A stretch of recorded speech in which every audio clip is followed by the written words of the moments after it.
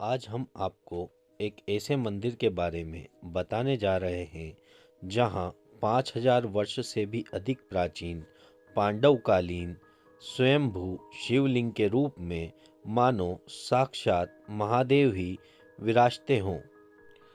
जी हाँ, मध्य प्रदेश के देवास जिले में सोनकच्छ तहसील के गांव कोठड़ा में मां कालीसिंध नदी के पावन तट पर श्री कोटेश्वर महादेव मंदिर स्थित है। पुरातत्व विभाग के अनुसार यह स्थान लगभग 5500 वर्ष से भी अधिक प्राचीन बताया जाता है।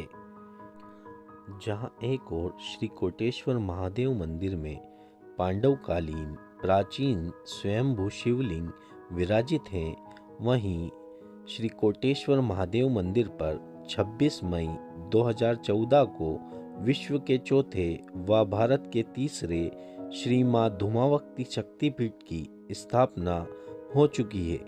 इसके अतिरिक्त शास्त्रीय विधि से निर्मित नवग्रह मंदिर में नवग्रह देवताओं की प्रतिमाओं की स्थापना आगामी माह अप्रैल में होना है।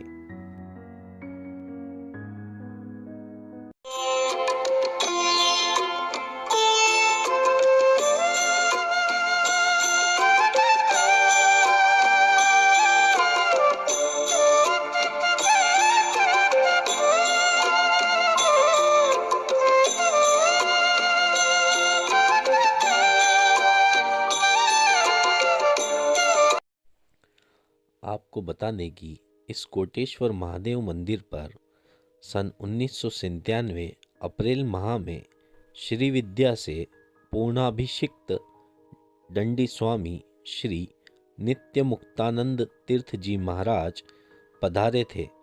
उस समय दूर दूर तक ये स्थान निर्जन वन जैसा था।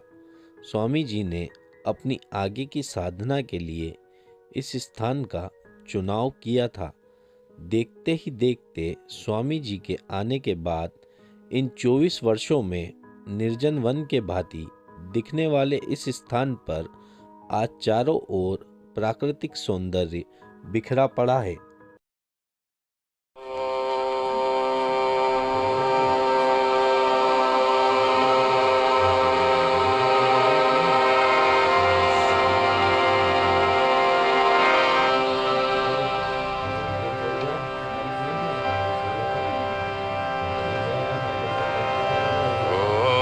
Om Namah Shivaya. Om Namah Shivaya.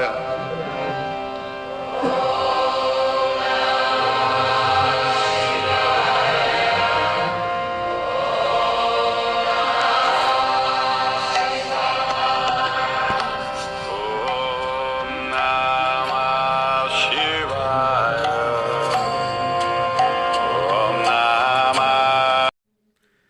क्या कुछ विशेषताएं हैं गुरुजी इस मंदिर की? कितने वर्ष पुराना मंदिर है? ये कोटेश्वर महादेव का मंदिर स्वयंभू लिंग कहते हैं और जो पांडव कालीन है 5000 वर्ष पूर्व की इसको बताते हैं, ऐसा मैं सुना। आप इस स्थान पर कब पधारे थे? मैं तो 97 में अप्रैल में पधारा था और हमारी इच्छा थी कि एक ऐसे जगह साधना करूं जो कि प्राचीन शिव मंदिर हो, नदी का तट हो, जंगल हो और सिटी से भी नज़दीक हो। तो ये सारे गुण यहाँ पाए गए। मैंने इसको फिर यहाँ रहा और धीरे धीरे जीर्णोद्धार करा कर जैसा भी आपके सामने है देख रहे हैं यहाँ। बताया जाता है कि आप जिस समय यहाँ पधारे थे ये स्थान बिल्कुल निर्जन था। आज चारों ओर प्राकृतिक सौंदर्य बिखरा पड़ा है।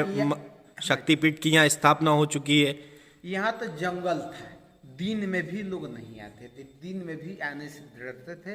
मैं यहाँ रहता था 6-6, 8-8 घंटे, 10-10, 12-12 घंटे में चुप में रहता था।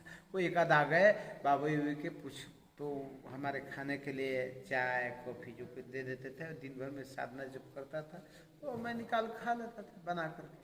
तो मैं तो उसमें पुरुष मिला कोई भी नहीं आता था। शाम को तो कल्पना भी नहीं, दोपहर में भी नहीं आते थे गर्मी में। 2-4 लोग, एक आध लोग ही, 2-4 भी कहना कठिन है। तो ये हो गए। माँ धूमावती शक्तिपीठ की स्थापना कब हुई थी गुरुजी? धूमावती माँ शक्तिपीठ की स्थापना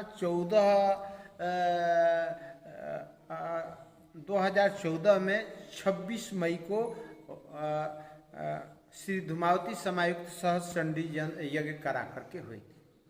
26 मई को हुई थी।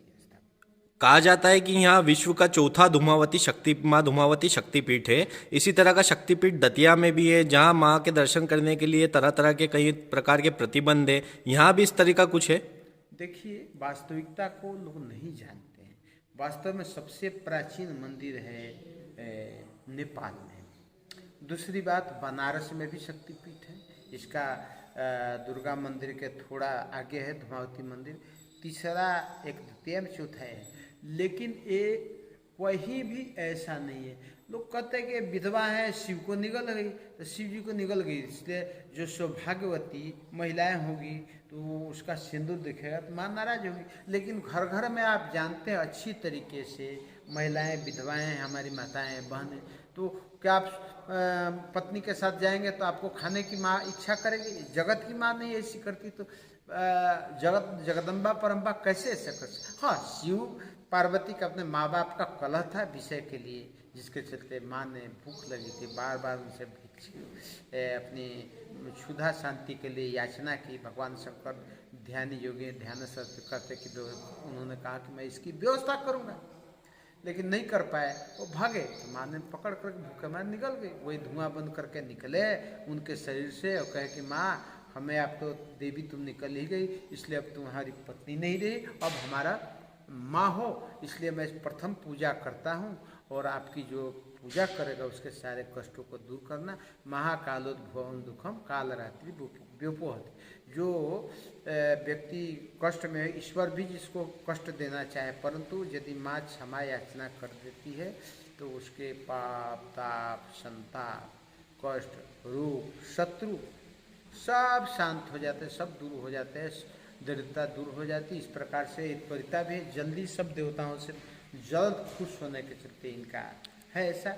हम भी यहाँ स्थापना क्या करते हैं, स्थापना के बारे में आप पूछेंगे, आप पत्रकार हैं, तो स्थापना की भी कथा है कि पृथ्वीराज चौहान के वंशज की कोई समस्या थी जिसका यहाँ मैं जिक्र नहीं करना चाहता।